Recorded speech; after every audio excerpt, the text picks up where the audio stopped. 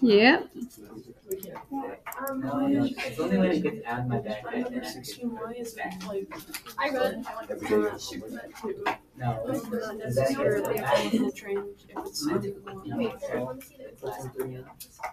and it's still the other backpack. Okay, what was it? This one?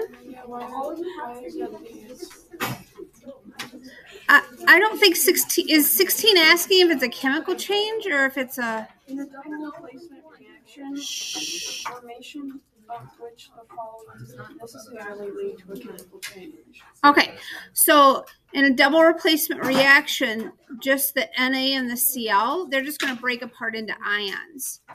And when that breaks apart into ions, they're just going to, like, nothing's really gotten rearranged. They just kind of broken up into ions. So the other ones are not aqueous, is that? Right, yep. The rest of these are not aqueous. I mean, this is, but it's because it doesn't, like I said, this one should have an X through it because this is a weak acid, and part of it will still stay together. So that's going to end up having, when you go over to the other side, you're going to keep that together for a net ionic. All right, here we go.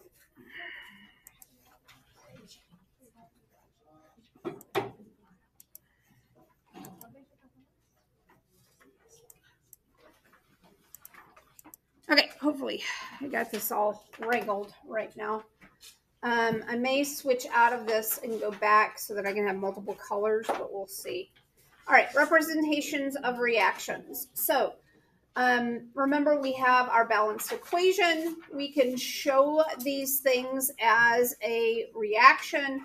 One of the things on your last test that some of you missed was that they said no more than 10 water molecules for that last question.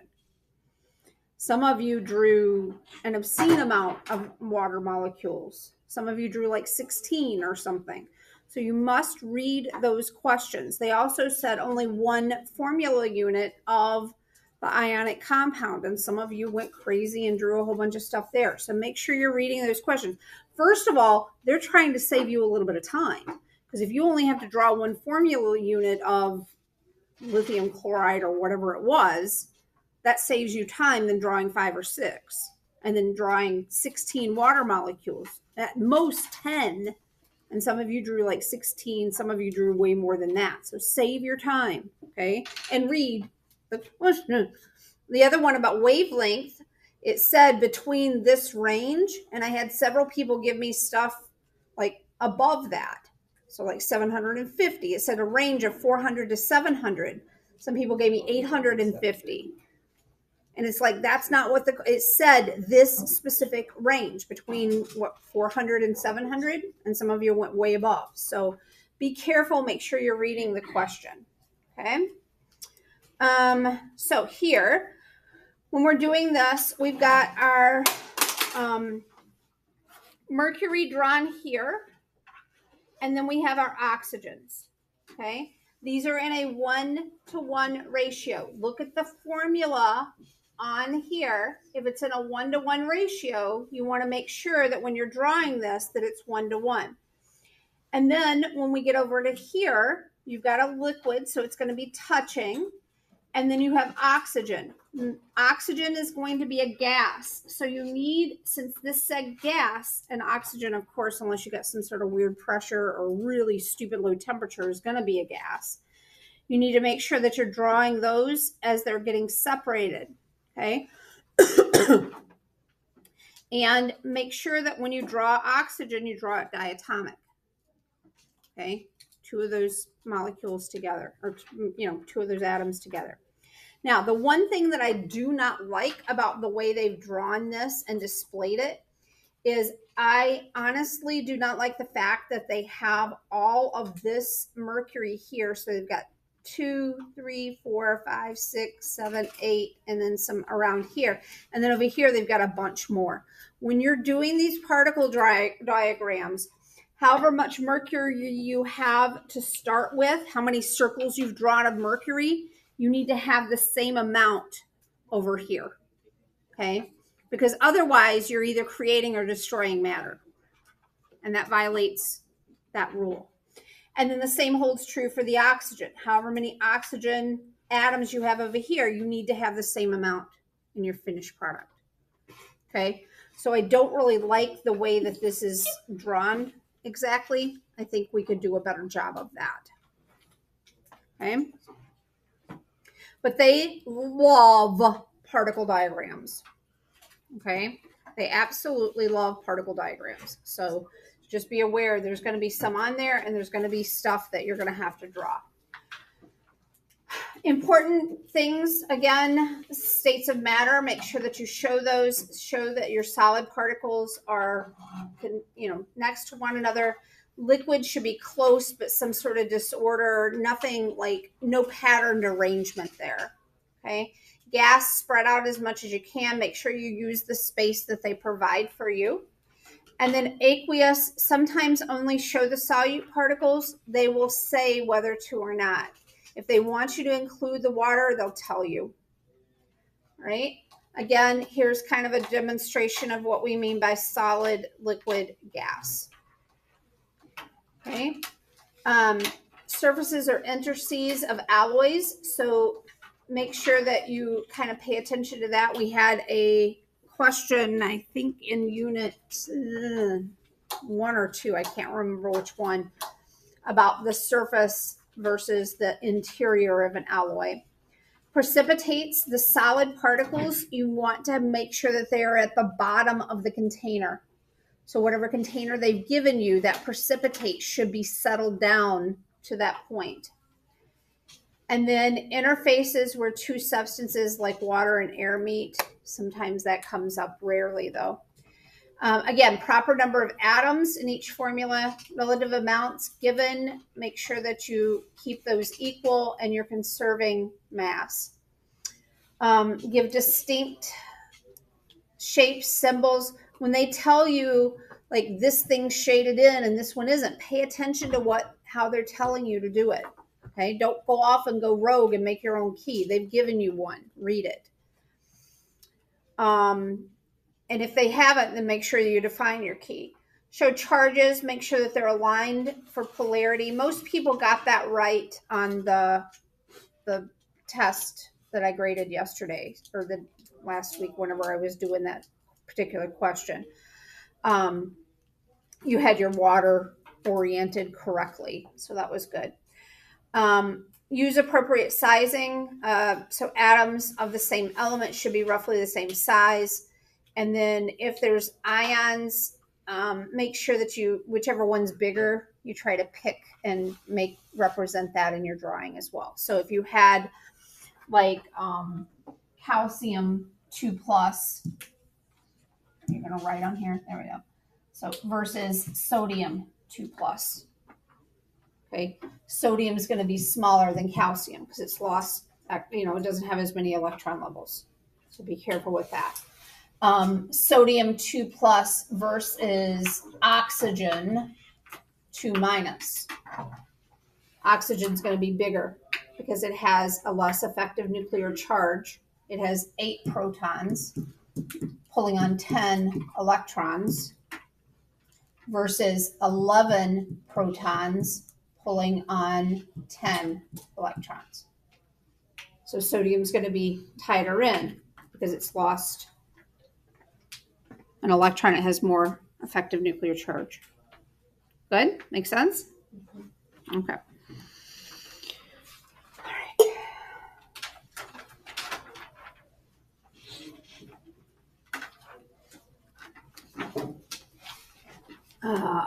What are the formulas for the reactants? Okay. Oh, they've told us it's H2 and Br2 react. This reaction doesn't go to completion, rather it reaches a state of equilibrium. So a state of equilibrium is kind of like these weak acids. Some of the stuff is over here as a product, some of it's here, and it's going back and forth. Okay, it's a dynamic reaction. It's happening an exchange of back and forth and back and forth. Okay, so here we have H2, and they've even given us a key down here, so we know which ones are H. So the pictures below, what are the formulas for the reactants? So the formulas for the reactants are H2 plus Br2. And these are your H's here. And this is your Br2. Okay, so we have done that. What is the formula for the product? So the product, we've gone over here and changed. And we have, these are our H2 here. This is still Br2. Okay, this is our H2. This is our Br2. And these are what? What's the formula for this? Right here. HBr. Okay. So formula for the product is HBr. What is the balanced equation? Includes states of matter. So H2, what state of matter is that in, and how do you know? Gas, how do you know? From the particle diagram, how do you know that that's a gas? Yeah, it's spread apart. They're not touching. It's taking up as much space as it can. Same holds true for the Br2. And then we have our HBr formed here. And what is its state of matter? Gas. And we also have, they said that this is in equilibrium. So we're going to show that that's in equilibrium. How in this equation? How do we show equilibrium? Yes, our arrow is going to be double-sided. And when you draw these, you can do something like that if you want. It's a little bit faster way of drawing it, and it's accepted. Okay? And you'll see this type of symbol occasionally in, diagrams and stuff like that. So that shows equilibrium, which means that we're going to have some of this stuff and some of this stuff at the same time. What am I still missing up here? Yep, I've got to balance this, so I need a 2 here. Okay. What is the difference between pictures 2 and 3? 3 has more reacted. 3 has reacted more and has more products in it. Okay. What do you notice about the total atoms of each element in the pictures? So I've got 1, 2, 3, 4, 5, 6, 7, 8. If I go over here, how many hydrogen atoms am I going to have? 8. 8. So, and the same for the Br. What do we notice then? Notice about the total atoms of each element in all of the pictures? It's the same. They're the same. Yes, they stay the same. And what concept is that? Conservation of mass or conservation of matter. Either one's acceptable. Okay, good. Makes sense?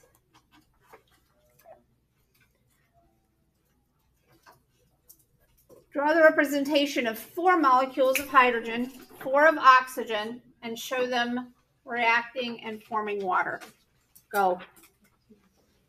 Are you even listening to me? Yeah.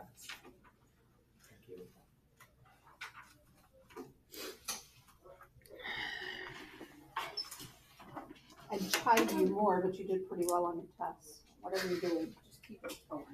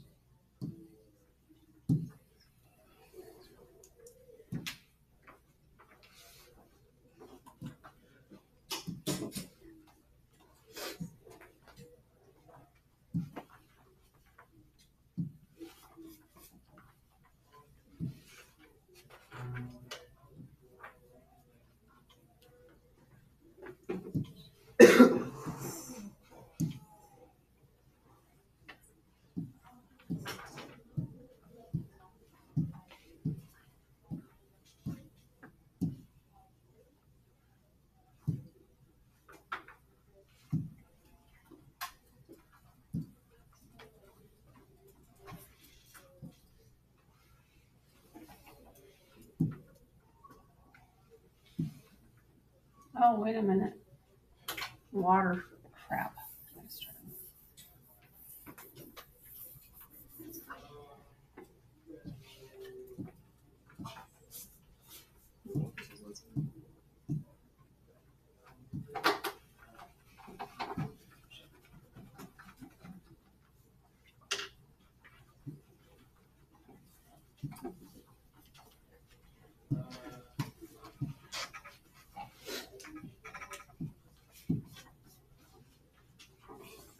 Okay. There's my depiction. Anybody see any errors in it? No? Yeah. Does size not matter? Are these not the same size as these? No, like wouldn't oxygen be bigger than hydrogen? Oh, yeah, probably. Yeah. Why is the O2 molecules also mixed with the H2? Because, okay, so this is a good one. So, yes, Grace is much better at drawing than I am. So your oxygen ones are probably a little bit bigger than your hydrogen ones. I was just thinking about this guy from over here. They didn't quite do that over there. So I was kind of following the same suit. But yes, Grace, very good. So, the reason why there's still oxygen molecules over here is because I have to follow my conservation of mass. No, I know, but why are they on the bottom and not like floating like this? Oh God, you guys are so much smarter than I am. So yeah, they should be floating up as gas. That's what I was wondering. It's not easy to do this, you know.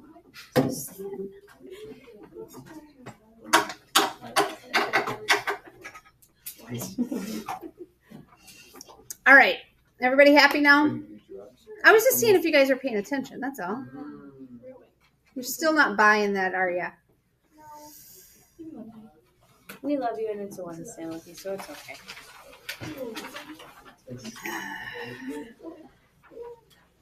All right, you ready to move on? Try to put this to bed. Physical and chemical changes.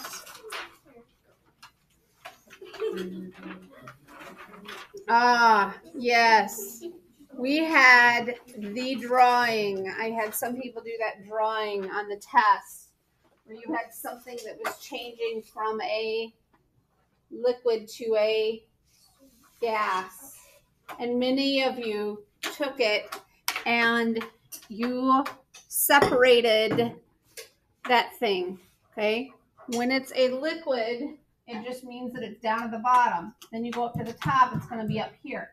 But it's still going to have the same chemical formula, okay? So the thing on the test was something like this guy, okay? Yes? And you had those all on the bottom. And most of you did that right. I'm pretty sure everybody did that part right.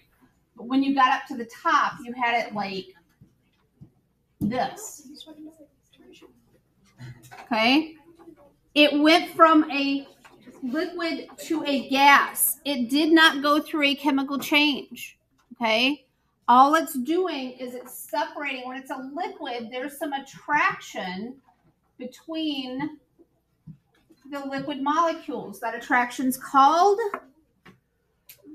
IMFs. Okay, when you get up to the gas level here, it's not breaking the bonds in that molecule. It's just separating. And it's not getting any closer here. Okay, so it's separating, but it's still the same chemical formula. I also had on the first part of that test, it was asking you about differences in boiling point and stuff like that. And you were telling me that, like, you know, bonds were breaking. Bonds are not breaking. It's intermolecular forces that are getting reduced. Okay? IMFs. That's when you go through a phase change.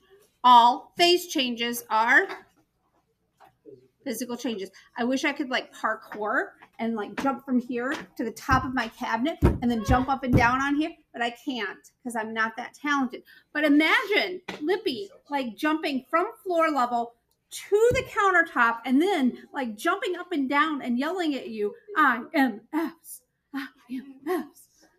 Okay? Good? Okay. We get like Okay. hats. It was funny, wasn't It was it? great. Okay, good. It was really impressive, honestly. You did a backflip off too. I am not Thank you, Andrew. Backflip. I'll have to add that one. I'll have to add it. She did and she landed it too. She did a triple urine break out time. Miss Lindsay, we can get you a hat. I just don't want IMF people or to physical go change. by my thing that I would actually wear. Or like just something you can change. If we both know that. All phase changes are physical changes. I want to scream it. I want to yell. All right. Again, with water, because of water's hydrogen bonding, okay, when you have a solid form, it is going to take more space up than the liquid form. Now, that is unique to water and a few other things. Most things, when you go from a solid form to a liquid form, it's going to be the opposite. Okay, the liquid form will take up more space. The solid is more compact. Those particles are closer together. But because of hydrogen bonds here, it forms these kind of unique spaces and these and it increases its density. That's why if you put like pop in the freezer for a while and it freezes, the can's going to rupture, most likely. Okay? Because that's why your milk cartons, when you get your milk cartons, have you ever noticed most of your milk cartons, you get your carton and you have your handle here and then it has like an indented space here where it's like pushed in. Okay? And the bottom's kind of pushed in here too. That's because if that milk freezes, it has room for expansion and then the carton isn't going to burst on you and you're going to have milk. Why would you freeze your milk? If you drop it, it goes out too. Like if you Yeah. drop the milk. Yep, it'll expand then too. It's kind of like when you put an ice in the freezer. Yep, I've cleaned that up way too many times. for Yep. my siblings' mistakes. yep. So anything with water is going to expand when it freezes. Okay. The other thing that this does, because the volume increases, so the volume is increasing and the mass is staying the same. If your volume increases and your mass stays the same, what happens to your density? It goes down. So if you have a lower density than something else, this is why ice floats in water. Okay? Most solid forms of the same material will sink in their liquid form. Water doesn't work that way. So that's why you can still go ice skating in the winter on a pond and, drive your car across Lake Koshkonong. And yeah, during the winter, you can drive on Lake Koshkonong. Yeah, it's a pretty, it's not a very deep body of water. And so, yeah, one of the things that I told my husband one year, it's probably been about 10 years ago, I'm like, I've never driven out on ice. And so we went and did that one day. Yeah, you can do it though. Very cool. Well, like Alaska, they have like ice road truckers where they like actually drive on rivers up there during the winter. All right. So mixtures, remember when we're separating mixtures, they are physically combined, so we can use physical means to separate them. Those physical means, distillation, filtration, chromatography, all of those are physical changes that the thing's going through to get it back out into its components. Okay? So filtration, here is kind of a diagram, a particle diagram of what that would look like. Okay? You have to have a filter that, and this probably isn't the best drawing of this actually, Grace, if you want to talk about this. You would actually want to draw this probably in some fashion to make these purple dots a little bit bigger than the green ones, because the green ones are passing through the filter, but the purple ones are not. So typically your filters are because of size differentiation.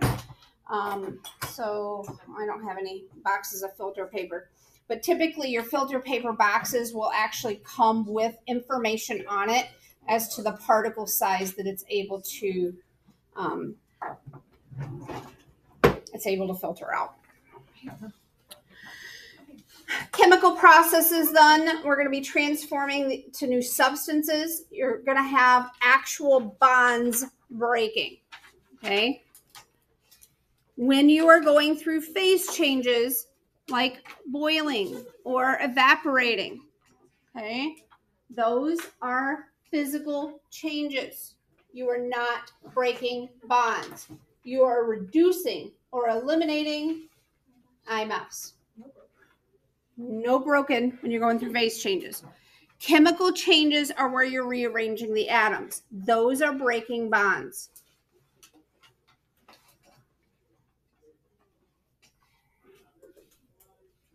Okay, so here we are breaking bonds. We're starting with this guy. We're starting with two of these. We're coming over here and we're forming this. You also need to make sure that your mass is conserved when you draw these diagrams. That's why they had to draw two of these and two of these. Okay, and not just one of them. So be careful with that. These are intramolecular forces. Right? Now, I will tell you that in certain camps, you will find, so I'm warning you, like when you get to the college level, some professors consider when something is soluble and it breaks up in its components here, they will consider that a chemical change because these ionic forces of attraction have changed. Okay? They are more attracted, this sodium is more attracted to this water than it is to another chlorine atom. You also generate typically heat. It's either exothermic or endothermic. There's a change in heat with this as well. So there are two camps out there, okay? AP tends to go with this camp. And my guess, where it's not a chemical change, okay? My guess is they're never going to put a question on there about that because there's two very like staunch camps and they're very opinionated about it. And, you know, because of that, I don't think that they're really going to put a question on there because it's just too, it's kind of like back in the day before Einstein came along, people believed light was a particle and other people believed it was a wave. Okay. And then Einstein kind of got them to like come together. But because these two camps exist and they're still warring, I don't think that they're going to put anything on there like this and ask you if this is a chemical or physical change. Does that make sense? So, all right, label each process as a chemical or physical change. Number 1. Don't make me jump on the countertop. Physical, yes. Because what is changing? The IMFs are weakening or going away. Okay. Here we have iron, we have oxygen. Now we have iron 3 oxide. Chemical. You have created a new substance. Here we have gone from this substance to 2 new substances. So we are chemical. Here we've gone from a solid to a gas. Physical, what process is that? Sublimation. Good.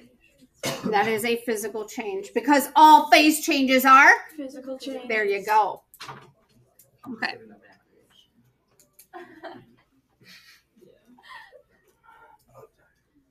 Liquid HCl becoming a gas. Okay? We're going from a liquid to a gas. It's still the same substance. It is a physical change. Okay? So this is a physical change. We have our hydrogen and our chlorine. Notice my size difference. Grace will be proud of me. That's a big size.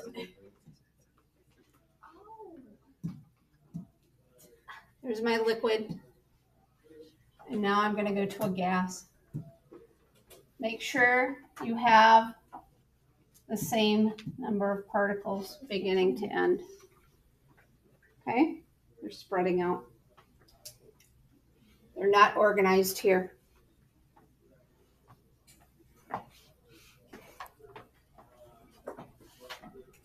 Everybody happy?